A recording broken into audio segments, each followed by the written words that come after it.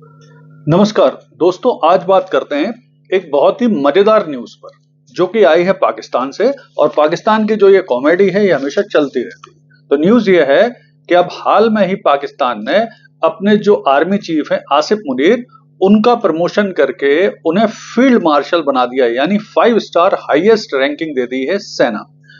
तो आइए इस न्यूज का विश्लेषण करते हैं, विशेष तौर पर इस कॉमेडी न्यूज का विश्लेषण करते हैं। तो देखिए, ऐसा है कि हाल में ही पाकिस्तान ने ऑपरेशन सिंदूर में पाकिस्तान सेना का कुशल नेतृत्व करने के लिए और पाकिस्तान को सफलता दिलाने के लिए पाकिस्तान के जो आर्मी चीफ हैं आसिफ मुनीर, उन्हें फील्ड मार्शल बना दिया है, जो कि सेना में 5 स्टार जनरल यानी हाईएस्ट सेना की रैंक होती है। तो इसे क्यों किया गया है और इससे पहले पाकिस्तान में और कौन फील्ड मार्शल रहे हैं, इसकी जानकारी प्राप्त करते हैं। तो देखिए, पाकिस्तान में वो केवल दूसरे ही सेना प्रमुख है जिन्हें फील्ड मार्शल बनाया गया है। इससे पहले एक और युद्ध हारने वाले जो सेना प्रमुख थे पाकिस्तान के, जनरल अयूब खान, जो 1965 का युद्ध हारे थे, उन्हें भी फील्ड मार्शल बना दिया गया था। बाद में उन्हें तख्ता पलट करके वो राष्ट्रपति बन गए, डिक्टेटर बन गए थे पाकिस्तान के। तो अब ये आसिफ मुनीर इसी रास्ते पे चल पड़े हैं। मुझे लगता है बाद में अब ये भी डिक्टेटर बनेंगे, ये भी तख्ता पलट करेंगे। और शहबाज को तो बुरी तरह, सरकार को तो इन्होंने बुरी तरह दबा के रखा ही हुआ है। मजेदार चीज ये है कि जब भारत ऑपरेशन सिंदूर में सफलता प्राप्त कर रहा था और पाकिस्तान के एयरबेसों को डिस्ट्रॉय करता जा रहा था, तो जो नूर खान एयरबेस है, जब भारत ने उस पर हमला किया तो यही आसिफ मुनीर जाके बंकर में छिप गए थे। तो ये तो इनकी हालत है। और इसके बाद दुनिया में ढिंढोरा पीट रहे हैं कि जीत गए हैं और प्रमोशन ले लिया। खैर, तो अब इसे हम समझने की कोशिश करते हैं कि आखिर जो फील्ड मार्शल का पद है वो इतना प्रतिष्ठित क्यों है। देखिए, भारत में भी 2 फील्ड मार्शल हुए हैं और दोनों ने अपने शौर्य पराक्रम से ही ये प्राप्त किया है। तो उनमें पहले थे जनरल सैम मानेकशॉ, जिन्होंने 1971 का युद्ध जिताने में भारत को प्रमुख भूमिका निभाई थी, बांग्लादेश बनाने में प्रमुख भूमिका निभाई थी, 90,000 पाकिस्तान सैनिकों के आत्मसमर्पण को कराया था, तो उन्हें फील्ड मार्शल बनाया गया था। और इसके अलावा जनरल के.एम. करियप्पा को भी भारत में ऑनरेरी फील्ड मार्शल की उपाधि दी गई थी। ये 5 स्टार जनरल होता है और बहुत ही प्रतिष्ठित पद होता है किसी भी सेना के लिए। तो देखिए, अब जो ये Pakistani media, Chinese media, western media Bharat का जो ऑपरेशन सिंदूर है उसको उतना सफल नहीं मान रहा है, तो उसके पीछे क्या कारण है उनका भी विश्लेषण कर लेते हैं। देखिए, पाकिस्तान तो ऑब्वियस है, बुरी तरह से हारा है, तो अपनी अब जो हार है उसे छुपाने के लिए मीडिया के माध्यम से प्रोपेगेंडा कर रहा है कि वो जीत गए। लेकिन यहाँ पर वेस्टर्न मीडिया, विशेष तौर पर अमेरिकन मीडिया और चाइनीज मीडिया की क्या भूमिका है उसे भी देखते हैं।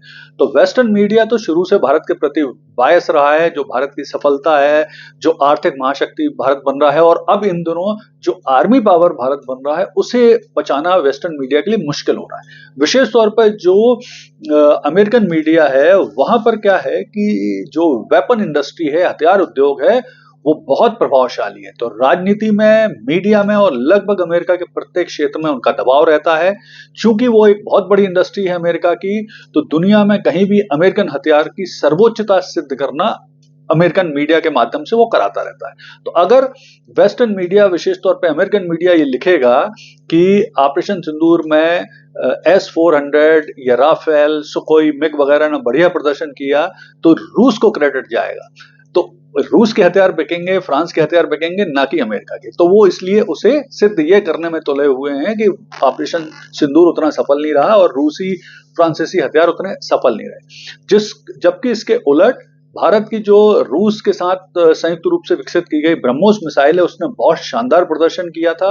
और ऑलरेडी दुनिया के बहुत सारे देश, जिसमें फिलीपींस है, थाईलैंड है, इंडोनेशिया है, ब्राजील है, ये वियतनाम है, ये लगातार ब्रह्मोस मिसाइल के लिए ऑर्डर दे रहे हैं और बहुत सारे अब देश इस सफलता को देखकर ऑर्डर देंगे।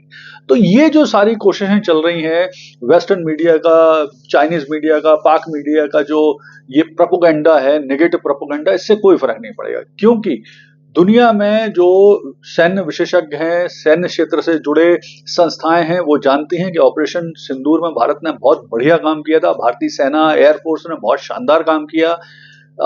रूस के S-400 राफेल ने बहुत बढ़िया काम किया। तो इवन भारत का जो इंडिजीनियस आकाश डिफेंस सिस्टम है, उसने भी बहुत अच्छा काम किया। और जिस तरह से भारत में लीडरशिप, एयरफोर्स और आर्मी और सभी लोगों ने बढ़िया कोऑर्डिनेशन के साथ काम किया। इसका लोहा पूरी दुनिया में सैन्य विशेषज्ञ तो मान ही रहे। तो अब करना क्या चाहिए? तो अब भारत को चाइनीज, वेस्टर्न और पाक मीडिया का मुकाबला करने के लिए अपने जो पूरी दुनिया में भारत का डायस्पोरा है उसे सक्रिय करना चाहिए। भारतीयों को भी देशभक्ति दिखाते हुए सोशल मीडिया पे सक्रिय रूप से इतनी बड़ी संख्या में भारत की सफलता के बारे में बताना चाहिए। जिस तरह से अभी आपको पता ही है कि भारत के 59 सांसद पूरी दुनिया में जा रहे हैं और भारत के ऑपरेशन सिंदूर के बारे में बताने के लिए जा रहे हैं। तो इस तरह के प्रयास भी बहुत अच्छे हैं सरकार की तरफ से।